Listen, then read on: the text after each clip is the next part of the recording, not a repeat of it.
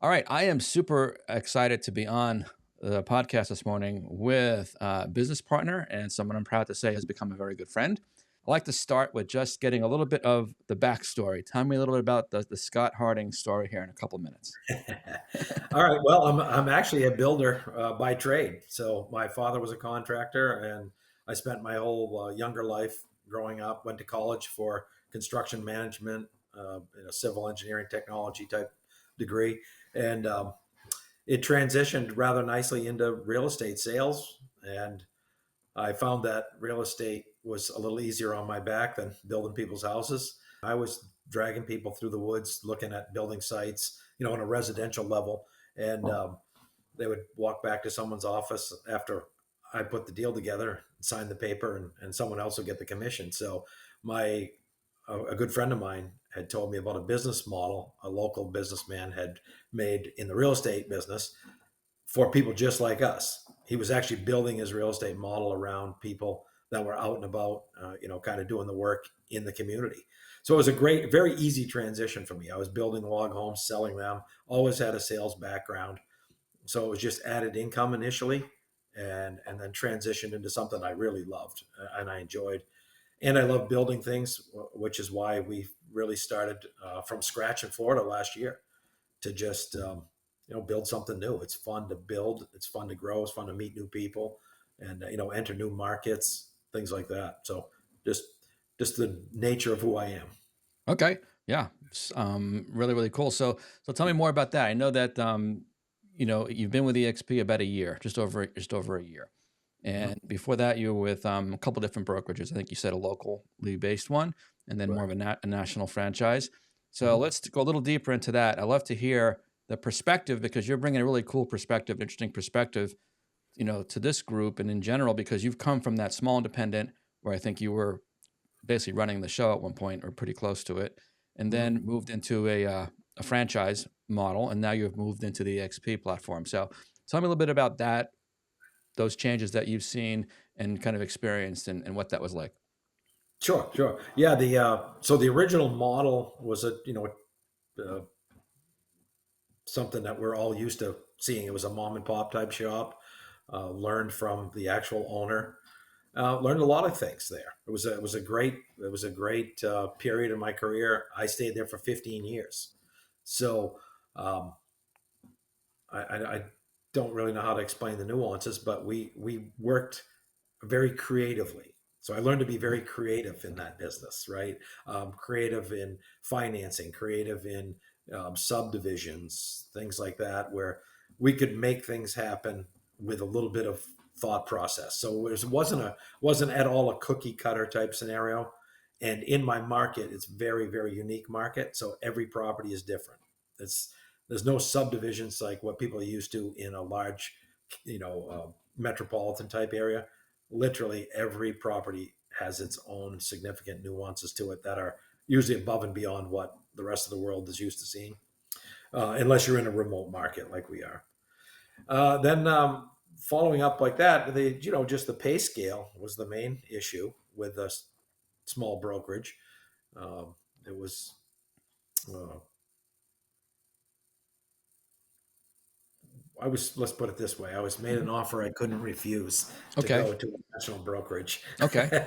Okay. And how long ago was that? And put that in some um, perspective. Yeah, so my son and I actually, my son David, who is now with EXP on my team in Hmm. Florida, we had made a deal. He was going to come to Maine, and we were going to start our own brokerage.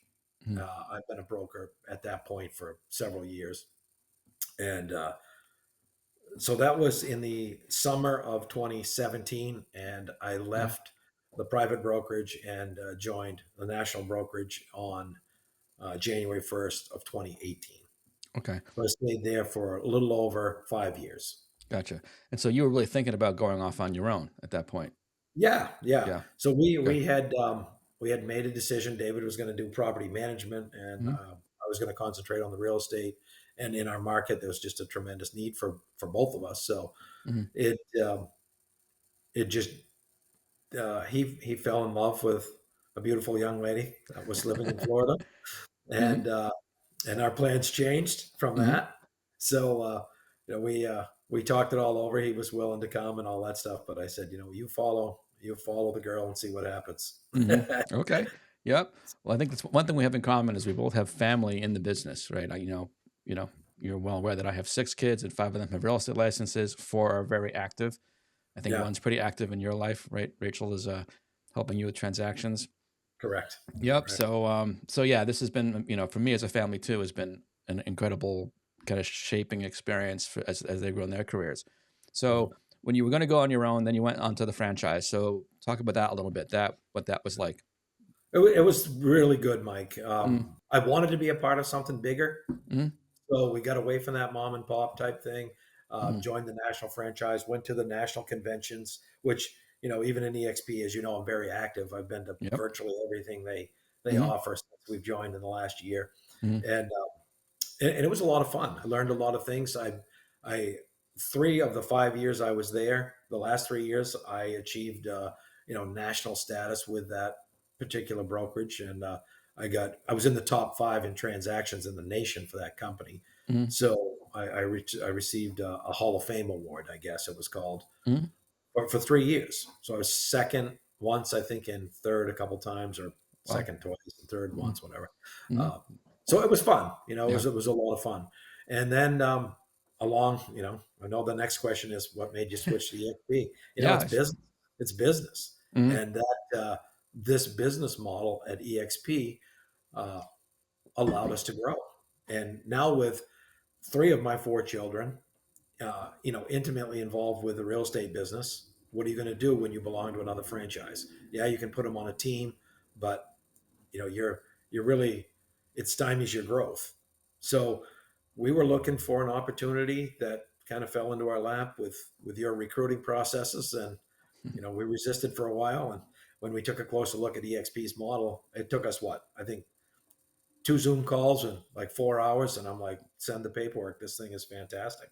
mm, okay. And the reality of it is, Mike, what we what we thought was good was 10 times better than what we even realized when we signed on.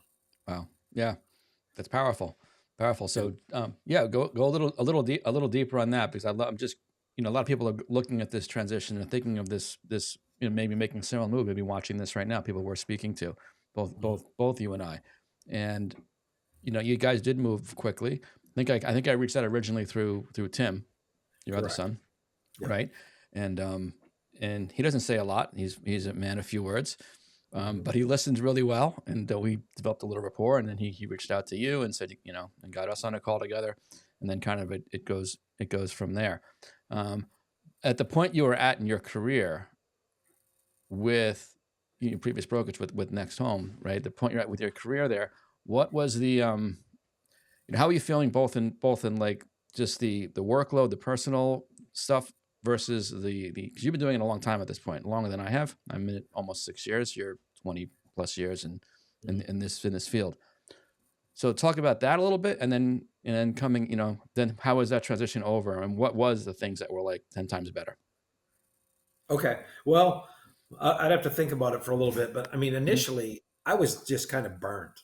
I Mm-hmm. was kind of frazzled in the traditional brokerage model, and I'm a like I've said from the beginning of this conversation, right? I'm a builder. I like to build things, and I like.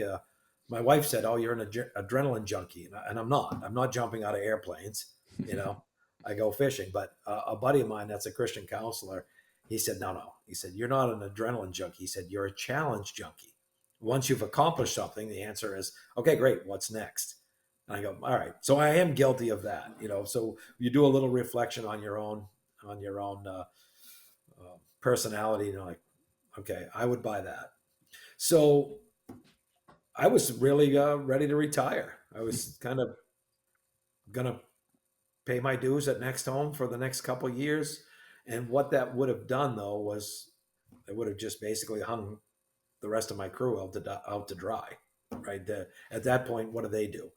They have to fend for themselves in the brokerage world, and really be stuck in that traditional type brokerage where you can only go so. The only way you can make more money is to work harder. Mm-hmm. That's it. Right. Spend more hours and work harder, and or smarter, but still, you have to close more deals to make more money. And then along comes Mike Weisman and eXp.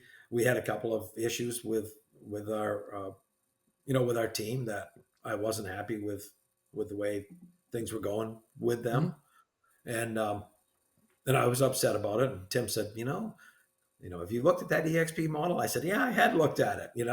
He said, oh, you should call this guy Mike. And I said, yeah, I know I should. I agree. I just was busy, didn't have time.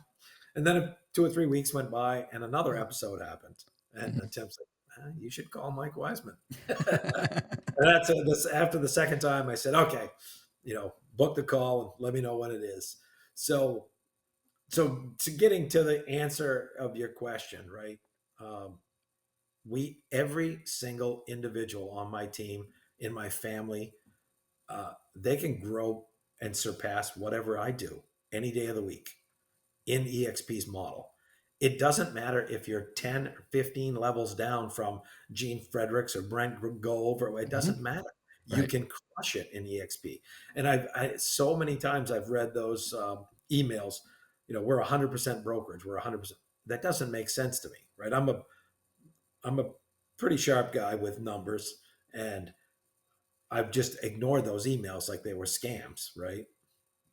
And when I looked at EXP's model, I go, here's a model where you can exceed 100% commissions. There's multiple streams of revenue inside of one business model, where the whole time we're sitting here, we're working. I'm expressing to my assistants or my children that we're on the verge of something big. I felt it, Mike, in my spirit. I'm like, and I don't know what it was. I thought it was going to be some sort of internet-based company where we could do it from anywhere we wanted in the world. But I was searching for something without actually searching for something, and all of a sudden, EXP lands on our lap, and I said, "Holy cow! Everything that I had talked about, everything that I've told you, is right here inside of the business model of what we actually do every day." And at that point, I kind of like the retirement idea kind of faded to the background. I'm like, damn, this Mm-hmm. is exciting.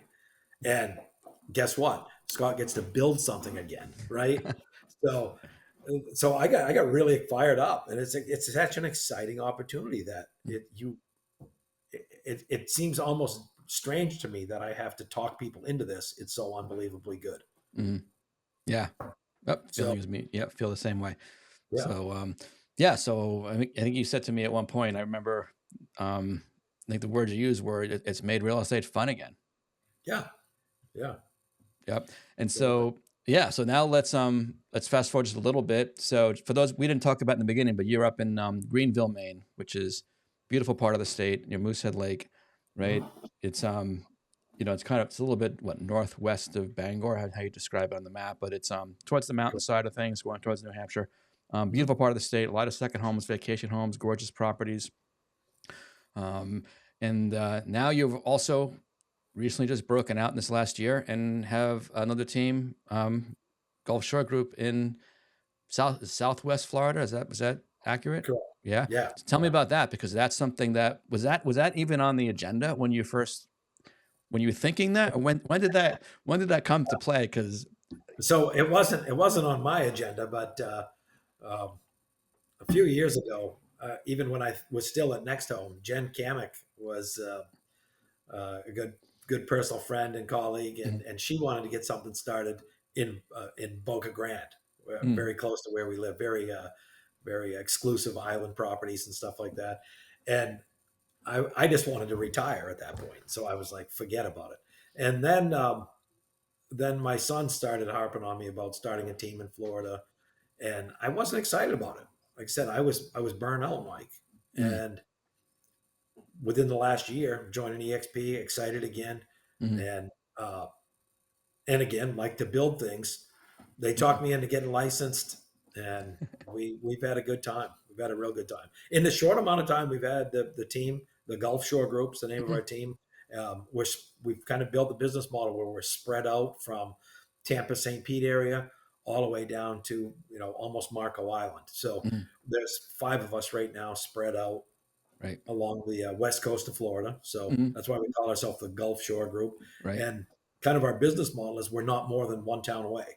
Right. So, if you want to buy a place in Venice, well, I'm right there. You want to Hmm. buy a place in Sarasota, Vinny's right there. You want to, Yep. buy a place Cape Coral, Fort Myers, Marco, Jamie's right there. Yep. Around Tampa, Riverview, Brandon, David's right there. Apollo Beach. So it's a pretty fun model. So we work together and independently, Hmm. and it's been a lot of fun. Yeah, I love that. For you, the revenue share. I think revenue share to a lot of people is a lot of different things. For some, Yeah, right, you know, someone like in our group, like an Amy who's in our group, I'm gonna have her on the podcast, right? Her rev share is as a car payment easily. hmm She's got 3 agents now that are solid producing agents. She's Al, Paul, and this new gal that they brought on there. Her right. revenue share is easily going to make a car payment and some groceries, right? And that's Yeah. without any effort, really. That's just making introductions. And for you, it's also been meaningful. So talk about that a little bit. How that, just the concept of that, and kind of what it feels like to see the rewards you get. See, people don't misunderstand revenue share. They think it's only a way to go out and become recruiters and that's only the focus, and we just want to get agents and get agents, and it's all about chasing money. Whereas it's definitely a reward. It's definitely a compensation for contribution, helping other people achieve their goals, right? So the revenue share model benefits the entire company. Whether or not you ever sponsored anybody, it brings together this huge mastermind of people that want to collaborate and contribute, right? Because we're all in this together. And then it's different things, different people. So talk to me a little bit about how the revenue share has affected you, and the potential you see in the future for it. Well, that's a long story. So Okay. and I'm a Okay. storyteller, so I'll try to shorten it up as best I can. Hmm. As I mentioned earlier, I've gone to almost everything that they've had to offer as far as eXp conferences. Right, we started off. You and I went to Orlando right day one, Hmm. and went to shareholders. I went to eXp Con in Vegas. I went to the local, the one in Worcester, Mass. Hmm. But I also went to San Antonio last year, I think in June or July, to the Build Conference. Yep. And that was the one that shook me up a little bit about RevShare. There was time after time, again, person after person on that stage talking about how either RevShare or our stock sharing programs had changed their lives. Okay, my daughter was in an abusive relationship. I had to buy her a house to, across the country. They didn't have the money. They cashed in stocks that they had gotten for free from EXP. Right, changed their life. Hmm. Uh, another lady had cancer, was out of work for 8 months, and her business grew 40% because of her rev share. Just things like that. But then it was people giving back and changing people's lives. But it was person after person after person, to the point where I'm like, what kind of a conference am I at here, right? Right. And and I was thinking to myself, what does that kind of money look like when you produce that kind of downline and you have an extra, 10,000 a month or 40,000 a month, Hmm. or even $400 a month. What does Hmm. that mean, right? To Right. some, it's a car payment, That's right. and to some, it's a new house or a vacation home. To others, it's changed people's lives. Right. So I fly home, and it was almost an emotional experience, that particular conference versus an intellectual experience. Hmm. And we were in church. We flew home on Saturday. We went to church on Sunday, and there was a young lady giving her testimony about uh, the Shepherd's Godparent home in Bangor. Hmm. She had been raped by her boyfriend, ex-boyfriend. Wow. Just a horrible history of, drugs, alcohol abuse, and this particular home saved her, saved her daughter. Put clothes on her back, this and that, and at that moment, she was talking about, there's no way that I could ever repay you. I could never ever repay this ministry, right? And I thought to myself, you know what? You can, because I'm going to give that ministry enough money to offset what they did for you so that they can do it for somebody else, right? There's people out there making money, and there's people out there changing people's lives. So, the old saying, some carry bullets and some do the shooting, right? So, at that point, sitting right there in church, I made the decision to give away every other month of my revenue share. Wow. And whether it's my revenue share started off with $54, Mike. My first my first check was $54. I kept Yep. that $54. Hmm. The next one was $622.43. Hmm. And that was the month that I watched that. That was, that I Hmm. watched that lady's testimony. I came in Monday morning to my office. I got online. I made a donation of $622.43 to Shepherd's Godparent Home, Hmm. and every odd month I've given away that. And I mean, some months it's gotten up to $4,000. Wow. I've given it away. Yeah. The lady in the grocery store, I can't think. Oh, yeah, I forgot about that story. Right, I forgot about it because now it's so much fun, and it's such a blessing that you lose track of it. You Right. you lo- you lose track. And one thing I found is there's always somebody that has a need every month. You don't have to look for Right. it. So yeah, we were selling a house in Brooksville, Florida, David and I, and went into a Circle K to get a cup of coffee, and this woman was kind of distressed, and we spent some time talking with her, and she was living in a tent at a campground with two kids and just wanted to get home to Tennessee or whatever the case may be. And that particular month I had, I think, 1,600 Hmm. that I was willing to give away. And I said, well, how much do you need to get home? And she said, probably would need $1,000. So I said, Venmo me and I'll send you the money. Hmm. Well, she never did for Hmm. months, Wow. months and months. And last week I got a call from her. She goes, I tried to do that. I can't get it, blah, blah, blah. She couldn't make it work. She couldn't make the technology work. Hmm. So I had to get a chime. I don't Okay. have chime, but we had that. So I Right. got that.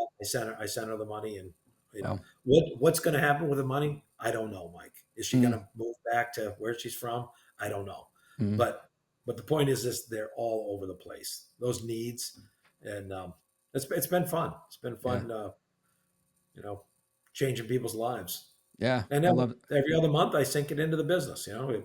I spend it at Google. I spend it on Mm. advertising. I spend it on a website. So Yeah. Yeah. No, I love it. I love everything it's just saying. It's very impactful, I think, to hear these stories, because this is really what makes, I think, this brokerage different and stand out from other brokerages. Those events, and I've heard this so many times now from being at other events the last 3.5 years, almost no other brokerage has those stories to tell. You might get one or two, and I know there's some really good stories at brokerages where agents have come together and employees have come together and helped people, you know, through tough times. I think that's a very, that speaks a lot of the people that are involved at any different brokerage. When people come together in kind of an affinity group, they want to help each other.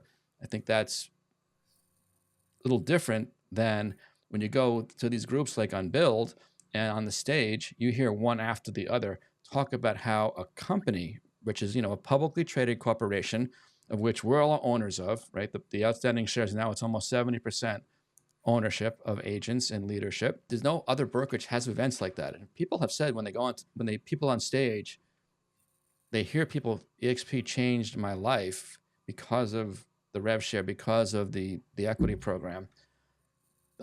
That's influenced a lot of really large, people in the industry to make the moves over here and look at it a lot closer.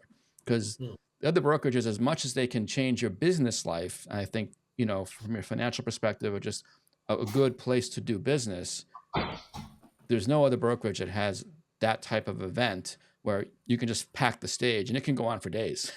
hmm. Yeah, it was powerful. It was Yeah. powerful. Yeah. So I think it's a really powerful point that you're bringing out there. And I think it's something that I really feel that's a difficult thing to communicate when we're speaking to newer agents. I know you just told me before we got in the call that you're bringing over an agent right now. You're sponsoring a new agent to join the group, and I speak with agents all week. And I'm 12 to 15 conversations a week, pretty intentionally about the platform and is it right for you, and not now or maybe in the future. And I think one of the hardest things to convey, and why I think these kind of interviews and these conversations are so powerful, is this is how it gets conveyed. It's always the story. It's the story. People can see if they hear the story, they can see themselves in that story potentially, and they can see their potentially a future path for them they don't have right now. And that's where I think really, as far as creating this type of content, but getting these stories out there is so important. And it's the hardest thing to convey because, like you say, till you get here, like you said, it was I think 10 times better than you expected. And Right. that's a testament to the people that are here, with this platform and making it what it is. So Well, I want to love it. throw a few things in there too. I mean, a lot of my positive experience has been because of you too. I know you do have people say that they have they're not real excited about the people in their upline. They're Mm, not real helpful and all that. And we certainly have not had that experience. So mm. I know that you've been a huge part of our success and our enjoyment of the success too. It's not just been um, day to day grind. It's been Mm. enjoyable. So we thank you for that too, Mike. Oh, I appreciate that very much. So it's always looking for ways to improve and iterate on it and make it better. And just like Glenn always wants to make it about the agents, Glenn, our CEO now of World Holdings, and Leo, our CEO of Realty, and it's all about is this what does agent centric mean? It means what's best for the people. That's when relationships, and that's really, even though it's a large company, it does have that trickle down effect, and that's kind of how I've always approached and we continue to approach building relationships with people. So that's what I love about it. You get to work with people you like. Yeah, You and I from the beginning. I think it's like brothers from another mother, as the expression yeah, goes, right? yeah, yeah. We're a lot of similarities there in life experience and life perspectives and outlook. So I love it.